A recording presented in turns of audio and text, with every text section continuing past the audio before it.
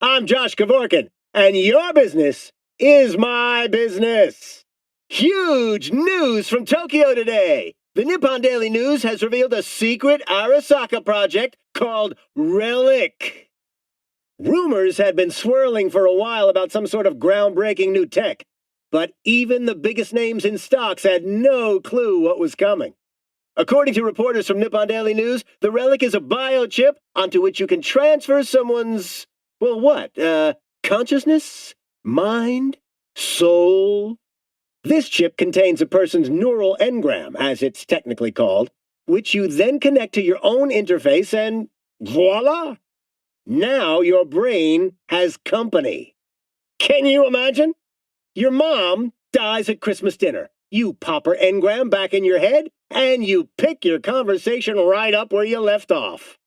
But, don't reach for those wallets yet. In an official statement, Arasaka has said the Relic won't yet go on sale in the foreseeable future, and is likely to be limited to an exclusive client pool. Sounds like us scop-sucking peasants will have to settle buying Arasaka shares. Did you hear me? Buy! This announcement could take the roof off.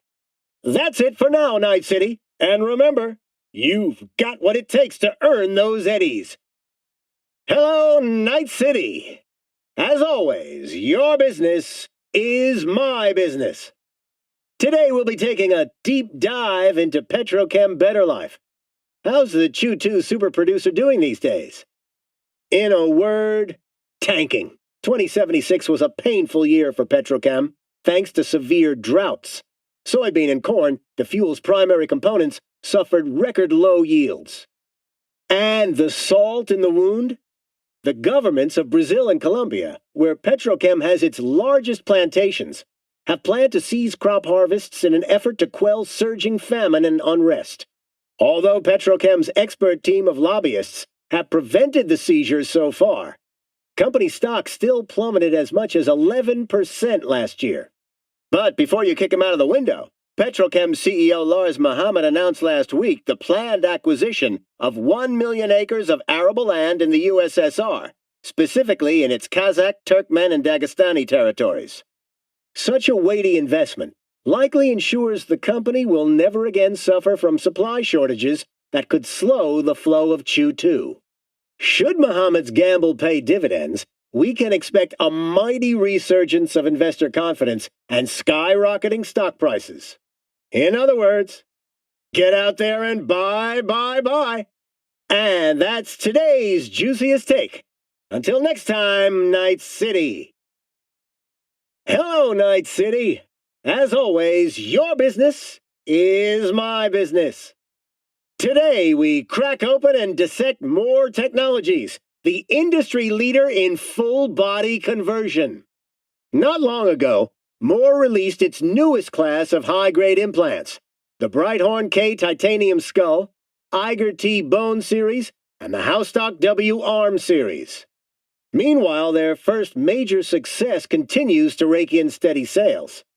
The Liscam C Immunological Override System has proven an essential buy for cyberware enthusiasts everywhere. Yet, just last year, Moore Technologies was rocked by allegations that, relative to competitors, their implants greatly accelerate the effects of cyberpsychosis. But the PR and legal teams of the Swiss giant managed to quickly stomp out that fire. The journalist who broke the story, Franz K., was found guilty of defamation and sentenced to 10 years. All things considered, I see a bright light on the horizon for More Technologies in the coming years. My recommendation? Buy now and never look back. Hello, Night City. As always, your business is my business. Today we tackle a homegrown giant in defense. You guessed it, Militech. At first glance, Militech's portfolio looks gold-plated. 500,000 employees worldwide, profits in the hundreds of billions, capitalization on the order of some $2 trillion. But do we accept these jaw-dropping numbers as the product of healthy competition? Or being in bed with the authoritarian NUSA government. The line between Militech and the feds has always been fluid. CEO Donald Lundy previously headed the Pentagon. Elizabeth Kress, former president of the company for the greater part of a decade, later became president of the NUSA. And who replaced Kress in the Oval Office? Rosalind Myers. Surprise, surprise, Militech's former CEO. Responsible for over 60% of contracts, the NUSA is far and away their largest customer. Though, in truth, these sales amount to no more than hidden government subsidies. This should raise a huge red flag for any investor with half a brain. Militech is suckling at the giant teat that is the capital. But should Washington ever run dry, kablamo! Want my recommendation? Sell, sell, and sell some more. And if you're unsure where to shove all that cash on short notice, you can't go wrong with the Arasaka money machine. Stay steady and make eddies, my friends. Until next time, NC. Hey, I'm Josh Kavorkin, and as always, your business is my business. We'll kick off the day with a broad scan of the market. Kiroshi climbs 2, Quadra dips by 1, New American Auto Works revs up by 1.5. But the day's big head turner? Orbital Air rocketing by 10 points. Don't touch that volume. You heard right. 10 points. But why? How? Coming off a disappointing year, no new announcements, the release of longtime CEO Leslie Wawuda. Who could justify even an any of investment into the stagnant aerospace giant? And yet, don't forget, folks, many huge accounts out there are managed by AIs. You blink an eye and they've already bought and sold shares twice over in billion-euro-dollar deals. The problem is we don't always know what drives their decisions, and frankly, the owners of the funds they manage couldn't care less, so long as they see those profits ticking up. But, my dear viewers, I say we dig deeper. How could Orbital Air grow so drastically, so quickly? My friends, I see only one logical explanation. Those AIs expect a big boost in demand for orbital flights in the very near future. But why? World war? Environmental catastrophe? Perhaps the rise of the machines? That we may never know. Whatever conclusion the AIs have deduced from their data crunch, they seem intent on keeping it to themselves. Regardless of our fates, the time to buy is now. After all, we may need the windfall to buy our tickets to the moon once the world finally goes to hell. Night City! Josh Kavorkin here. And as always, your business is my business. Anyone out there still clinging onto shares in the NCPD? If so, I recommend getting the doctor who woke you up from that coma to call your broker ASAP. But in all seriousness, abandon ship! Sell, sell, sell! The Night City police force is reeling from yet another day in the red. Since January, the NCPD's capitalization has slumped by a whopping 17%. And just after the force seemed poised for a meteoric rise, following its privatization in 2076, they announced an ambitious recovery proposal. A Drones for Cops replacement plan, a €5 per minute 911 hotline, a closer partnership with privatized prisons, but by the year's end, the gaping hole in their budget didn't shrink an inch.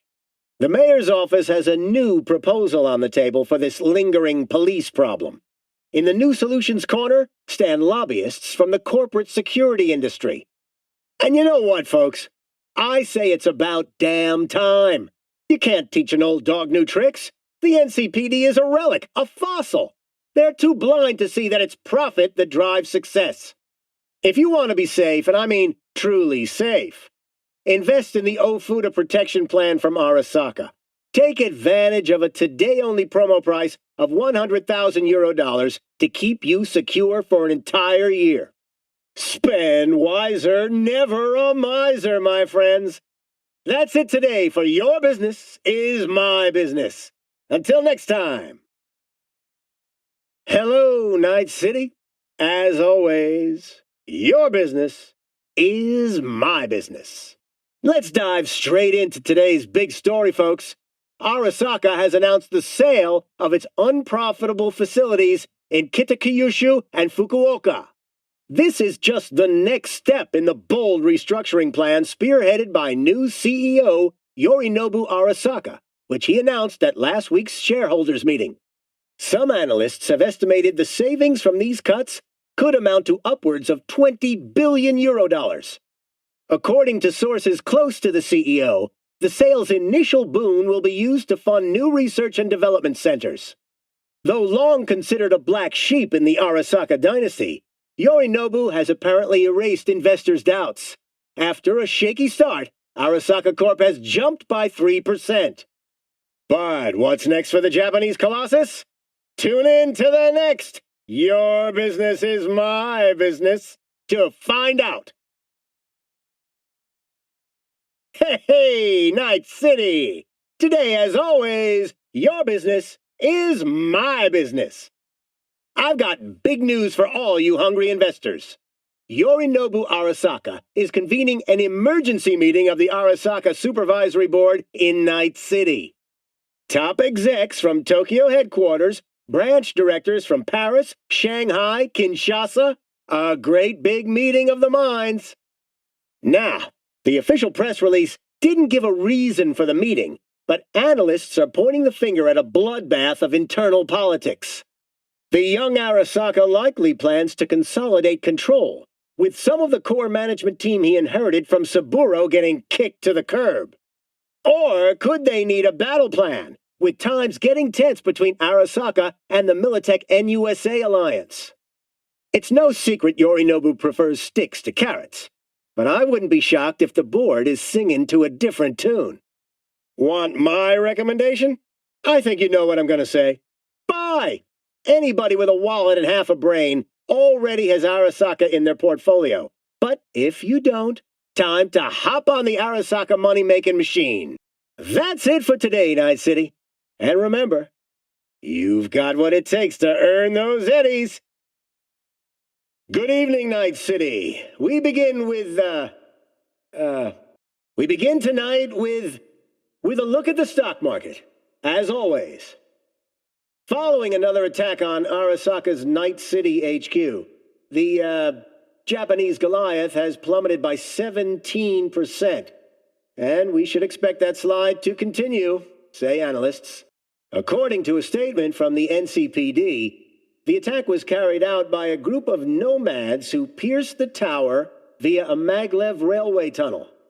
Panic has saturated the market.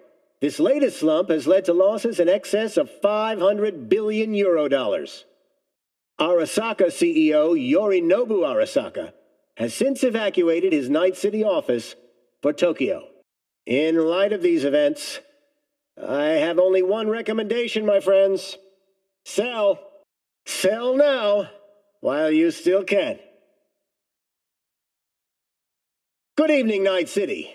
We begin tonight with a look at the stock market, as usual. In the wake of another attack on Arasaka's Night City HQ, the Japanese Goliath has plummeted by 17%.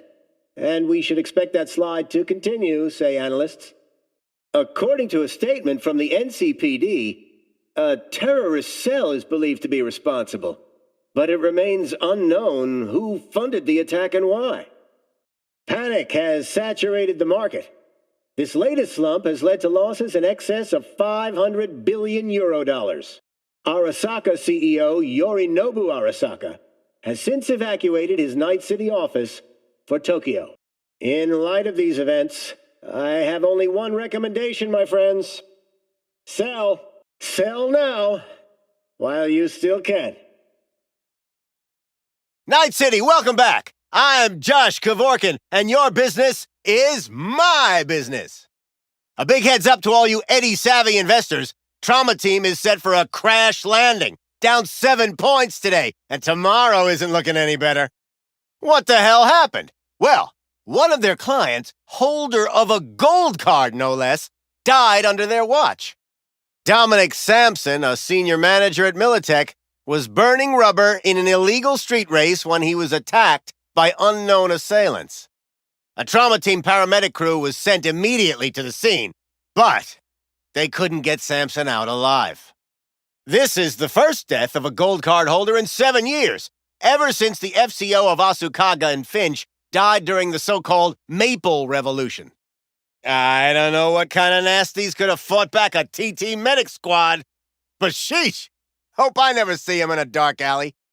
That's it for now, Night City. Remember, stay safe and earn eddies. Good evening, Night City. Tonight's Finance Flash begins, as always, with a look at stocks. Kang Tao is down 3.2% following the seizure of their Caracas facility by Venezuelan rebel forces. Suffering a similar drop was Kendachi in the wake of a disappointing quarterly report.